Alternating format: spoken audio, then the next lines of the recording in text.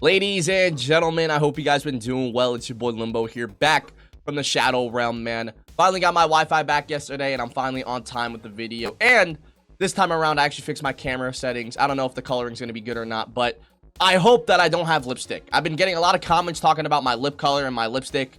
Guys, if you don't mind it, I'll put it on, but I didn't mean to have lipstick like that. But those comments are hilarious, by the way. But in today's video, we're going to be talking about why a majority of the Call of Duty community, I feel like anybody that is subscribed to my channel that's been commenting and agreeing with me in the past couple of videos, I think all of us can agree that majority of us aren't really that hyped and or have no faith and zero faith with Black Ops 7. And I think there's a couple of reasons that I want to tackle in today's video, but for anybody that still has faith, you know, congrats to you. I don't mean to like sound like an asshole or anything like that, but if you're hyped for the game, go ahead. It's a video game at the end of the day, so you should be hyped for it, right?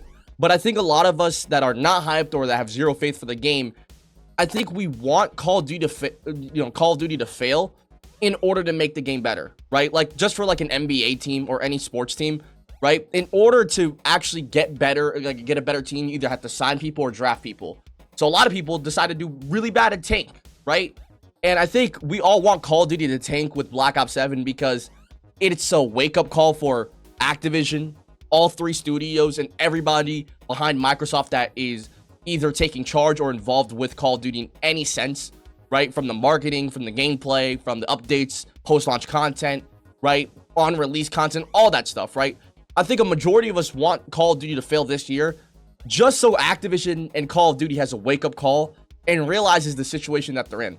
Right? For one, Battlefield 6, it's a second option. It could be a lot of people's new first option for when it comes to online FPS games, right?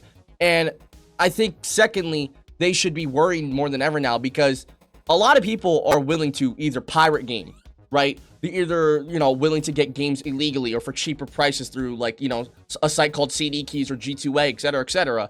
And I feel like a lot more people are willing to not really shell out for a $70 to $80 game, you know, because of how the gaming industry is nowadays, right? We're getting, more empty AAA games as we go on. A lot of them are either bugged to shit, not really fulfilling, not really completed, don't have a lot of stuff in them. There's a lack of content, right? We've seen it a lot with Ubisoft and Assassin's Creed. We literally saw an entire company basically go down and like they're trying to fire their CEO. They're about to hit, bankruptcy and all that stuff.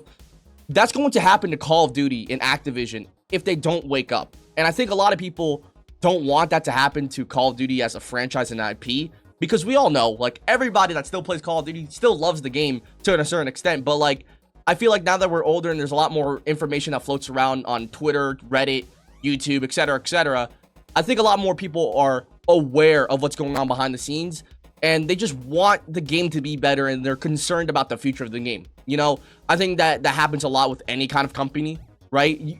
At one point, as an employee or employer of the company, you get concerned about, hey, will this continue to be a viable thing, right? And I think for a lot of Call of Duty players, they're wondering if Call of Duty can still be a viable game for them when it comes to hitting that freaking itch of the online FPS genre and multiplayer aspect, either through zombies, either through multiplayer, or now either through Warzone. And I think a lot of people are either complaining a lot or shitting on the game a lot more because nobody has faith with the game. I think throughout all of Black Ops 6's life cycle, there's always been something that brings down what good Call of Duty or Activision or even Treyarch has done. And I feel like all of the people are focusing on negativity because there's really been nothing super positive to look upon other than like a couple of things. But like I just said, they all get overshadowed by more important things like the anti-cheat, right? What hackers and cheaters are able to do, what the Call of Duty company themselves, like Activision and Microsoft, are prioritizing, which is AI over real employees, and people are losing their jobs. There's a ton of different things that a lot of people are mad about when it comes to Call of Duty, Activision, or Microsoft, or anything under that umbrella. And it can be from, literally how aggressive they are with the microtransactions. It can be how bad of a quality the game is right now, especially even for free to play. There's just a ton of different things like business practices, the anti-cheat team, etc., etc. I could go on and on, probably make like a 20+ minute video strictly like complaining about very valid things that the community is mad about, right? But I also want to move on to like the fact that I think a lot of people are now hitting that Call of Duty fatigue. If you guys did not know, during the launch of Black Ops 6, when Nuketown was getting added in, a Treyarch dev came out and said that more than 50 to 60%, maybe 70% of Call of Duty players, current Call of Duty players, had never played the original Nuketown map on Black Ops 1. So that says a lot. If a Treyarch dev is coming out in an interview that they got paid to do or asked to do, right?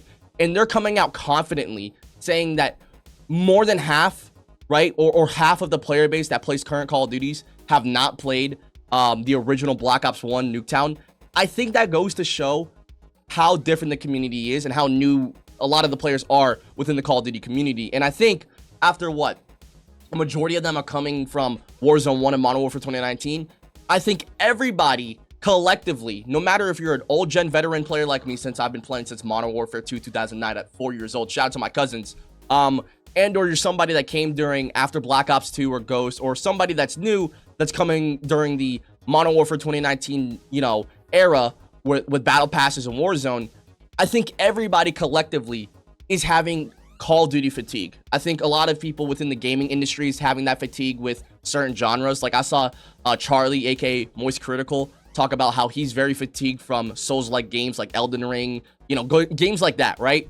And I think for the Call of Duty community, we're all experiencing that in real time, right? We're so done with either the quantity and the amount of overpriced bundles, right? Or FOMO bundles or FOMO event passes and all that stuff, right? I think we're all done with the recycled content and the recycled maps, right? We're all done with playing on the same two maps for Warzone, Rebirth Island, and Verdansk, even though that's what we asked for, right?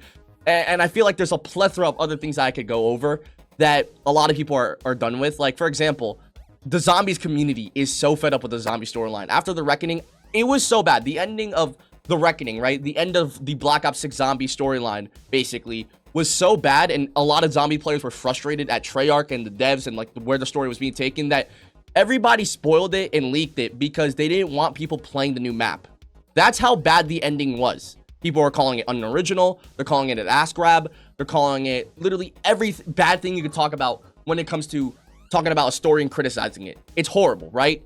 And I got spoiled on it, so I don't even know if I really want to play the map anymore. But to add on top of that, like, I think all in all, from all the complaints that everybody's had for Black Ops 6, for Warzone throughout the past couple years, I think everybody's experiencing a Call of Duty fatigue, which is why a lot of people are giving Battlefield 6 a shot, right? Or other games a shot. And I think I would be a wrong person and be in the bad side if I weren't to, encourage people to play other games. Like, for example, right now, I'm going to move my recording to the side over here. Hopefully it doesn't end.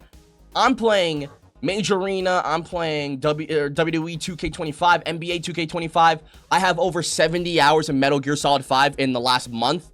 I've been playing Balatro as well, Phasmophobia, Cyberpunk 2077, Clear Obscure, Civ 7, which is like a civilization game. I'm playing the First Descendant, which is basically like old school RuneScape.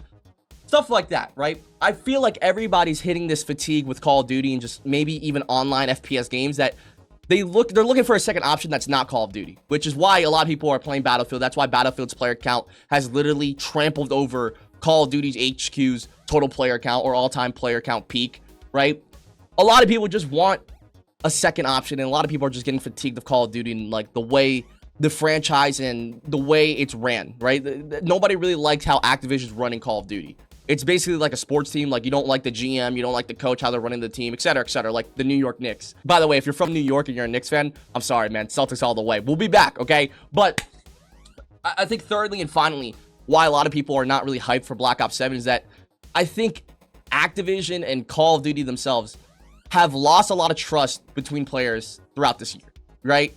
Adding on top of the fact that, like, nobody really wants to play Call of Duty and like they don't really trust it and etc., what I've been talking about this entire video, I feel like a lot of people just don't trust it anymore because there's so many things that are just pure on BS lies and bullshit that never gets fixed, right? We saw with the Team Ricochet stuff at the beginning of Black Ops 6, they aimed to ban cheaters and hackers.